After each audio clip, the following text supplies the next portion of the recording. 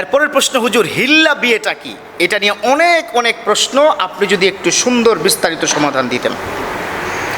সুন্দর প্রশ্ন, ভাল লেগেছে। সমাজের মধ্যে হিল্লা নামক একটা ভাইরাল টপিক আছে। এখন তো ভাইরাল বুঝেন না, সমাজগুলো কিন্তু ভাইরাল বুঝে। ভাইরাল কাকে বলে? হিল্লা কিন্তু ব্যাপক ভাইরাল। এই হিল্লা নামক ঘটনাটা আসলে কি? আসেন হিল্লার আগের ঘটনা শোনাই, পরে হিল্লা শোনাবো, হিল্লার পরে কি হবে সেটা শোনাবো। প্রথমত হচ্ছে হিল্লা কেন? হিল্লার আগের ঘটনা, তালাক হলেই হিল্লা শব্দটা আসে। তালাক কিভাবে হয়? তালাক হওয়ার প্রক্রিয়া হচ্ছে, তালাক আপনি হেসে দেন, খেলে দেন, দুষ্টামি করে দেন, রাগ করে দেন, তালাক হয়ে যাবে। রাগ করেছেন বিদেশ থেকে ফোনে, এই তোমাকে 1 তালাক 2 তালাক 3 তালাক, হয়ে গেছে তালাক। ওই স্বামী আর ওই স্ত্রী এক নয়, তারা স্বামী স্ত্রী নাই, পরপুরুষ পরনারী হয়ে গেছে। বলবে হুজুর মোবাইলে কি দিলে হয়? 100% হবে। যেই মোবাইলে বিয়ে করা যাবে ওই মোবাইলে তালাক দেওয়া যাবে। কথা কি বুঝাতে পেরেছি? সো হিল্লা শব্দর দিকে এবার আসি।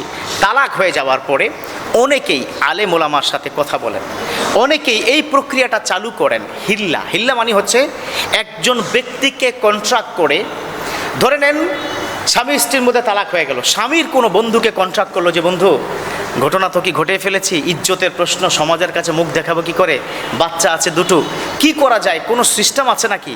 তো ওই বন্ধু বলল, বন্ধু একটা সিস্টেম আছে, জানি সমাজের মধ্যে চালু আছে, হিল্লা। হিল্লা কি? হিল্লা হচ্ছে, ধরুন তুমি একটা ছেলেকে কন্ট্রাক্ট করবা, সেই ছেলেটা তোমার বউকে, ওই তোমার যে এখন তো আর কি বউ নেই, তাকে তিনি বিয়ে করবেন। বিয়ে করার পর তার সাথে কন্ট্রাক্ট থাকবে, বিয়ে করা শেষ তিনি আবার তালাক দিয়ে দিবেন। তালাক দেওয়ার আপনার 100 দিন পরে তুমি আবার বিয়ে করতে পারবা। আচ্ছা, অথচ সমাজে কি প্রচলিত আছে সেটা আপনাদেরকে বলে দিই। হিল্লা, আজকে তালাক হয়ে গেছে, 2-3 দিন পরে সমাজের একজন কি ব্যক্তি এক লোককে কন্ট্রাক্ট করলো, কন্ট্রাক্ট করে বলল তুমি আসো, আসলো, আসার পর দুজনের মধ্যে বিবাহ হলো, হালকা কিছু মানে খানাদানা হলো, হওয়ার পরে তালাক কিন্তু হয়েছে আপনার কি গতকালকে, আর আজকে হিল্লা বিয়া কি দিচ্ছে। খেয়াল করেন হারাম কাকে বলে, খুব মনোযোগ দিয়ে শুনবেন, সমাজে এটা অহরহ হচ্ছে। ওই ছেলেটাকে কিছু খাবার দাবার দিল, মোহরা নাকি বাবদ একটা কি টাকা কি ধার্য করলো, মেয়েটাকে বললো তুমি তারা কি মাফ করে দাও। কি প্ল্যান, পুরো সিনেমা, ফুল একটা সিনেমা। বললো তুমি তাকে মাফ করে দাও, ওকে কি মাফ করে দিলাম, এই তুমি তারা কি তালাক দাও, তোমাকে 1 তালাক 2 তালাক 3 তালাক দিয়ে দিল, শেষ। পরে আবার কি পরের দিনে আবার এই স্বামী স্ত্রী বিয়ে করলো। হাদা হারামুন কেবিরুন, এটা যারা করবেন নিশ্চিত জাহান্নামী, যারা এর মধ্যে জড়িত আছেন জাহান্নামী। তওবা কি না করা পর্যন্ত যারা পুরো বিষয়টা সিন্ডিকেট করে, প্ল্যান করে, একটা ড্রামা সাজিয়ে যারা করেন হিল্লা, সবাই জাহান্নামী। তারা প্রত্যেকে আল্লাহর জাহান্নামে যেতে হবে, আল্লাহর কাঠগড়ায় দাঁড়াতেই হবে। হিল্লা বিয়ার ফরম্যাটটা আসলে কি? আমরা এই ফরম্যাটটাকে উল্টা পাল্টা সিস্টেমে আমরা কি চলে যাই।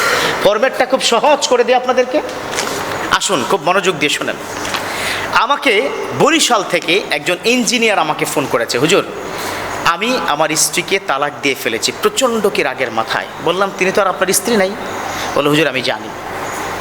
হুজুর কী করণীয়? আমি তো তাকে ছাড়া বাঁচবো না, আমার ঘরে সন্তান আছে, বাবা মা কেউ জানে না, ফোনে তালাক দিয়ে ফেলেছে। তখন তাকে বললাম 3 মাস 10 দিন ধৈর্য ধারণ করেন, ওয়াইফের সাথে কথা বলবেন না। পারবেন? হুজুর যা করতে বলবেন সব পারবো। 3 মাস 10 দিন আপনি আপনার ওয়াইফের সাথে কথা বলতে পারবেন না, আপনার মায়ের ফোনে বাবার ফোনে ফোন দিবেন, ফোন দিয়ে আপনি জানবেন মানে কেমন আছে কি আছে। একদিন তাকে জাস্ট জানানোর জন্য যে শোনো আমি তোমাকে পুনরায় বিবাহর যে প্রক্রিয়াটা করতেছি, তুমি আমার সাথে কথা বলবা না, তোমাকে জানিয়ে দিলাম এই সিস্টেমে, ওকে শেষ। তিনি আমার কথা শুনলেন, শোনার পর বললাম এবার স্থানীয় একজন আলেমের সাথে কি দেখা করবেন। এই খেয়াল করেন, স্থানীয় একজন আলেমের সাথে কি দেখা করবেন, দেখা করে তার সাথে বলবেন যে হুজুর এইরকম কি ঘটনা, ঢাকা থেকে ডক্টর ফখরুল আশিকি, আমার নাম ধরেই বলবেন, অসুবিধা নেই, তিনি বলেছেন কি করণীয়। দেখবেন তিনি আপনাকে সুন্দর একটা ফরম্যাট কি বাতলিয়ে দিবেন। আমি একটা ফরম্যাটটাকে দিয়েছি। ঘটনাটা হচ্ছে ওই হুজুর একজন পুরুষের সাথে কথা বলেছিল যে দেখুন একটা পরিবার ধ্বংস হয়ে যাচ্ছে, 2টো সন্তান আছে, এই পরিবারটাকে কি করে বাঁচানো যায়, আপনি হেল্প করতে পারেন। ওই ছেলেটা নাকি বলল হুজুর কিভাবে হেল্প করতে পারি। বলল হেল্পটা হচ্ছে এই কি নারীকে আপনি একটু যদি বিবাহ করেন সমস্ত খরচ আমি দেব, আমার পক্ষ থেকে দেব, আপনি বিবাহ করবেন, আপনি তার সাথে থাকবেন, তারপরে আপনি যদি মনে করেন আপনি ছেড়ে দিবেন, আপনার যদি মনে হয় মানবিকতা যদি এরকম আসে, যদি মনে হয় কোনো ফোর্স করব না, কোনো ইনফ্লুয়েন্স করব না, কোনো ধরনের আপনাকে পরামর্শ দেব না, যদি মনে হয় তারপর আপনি ছেড়ে দিতে পারেন। ছেলেটা বুঝলো, বোঝার পর আসলো, আসার পর তাও 3 মাস 10 দিন, 100 দিন পরে কিন্তু খেয়াল করবেন, 100 দিন কিন্তু না হলে হবে না। 100 দিন পরে হুজুরের কাছে আসলো, ছেলেটার সমস্ত যাতায়াত ভাড়া খরচ সব দিল, মোহরানা বাবদ মোহরে ফাতেমেই 10,000 টাকা বাংলা টাকায় তাকে কি দেওয়া হলো, গিফট করা হলো। তার সাথে বিবাহ করা হলো, বিবাহ কি দেওয়ার পর 10,000 টাকা ওই মহিলাকে দেওয়া হলো। দেওয়ার পর তারা একটি রাত্রি যাপন করলেন। খেয়াল করতে হবে, এক রাত্রি কিন্তু যাপন করতে হবে।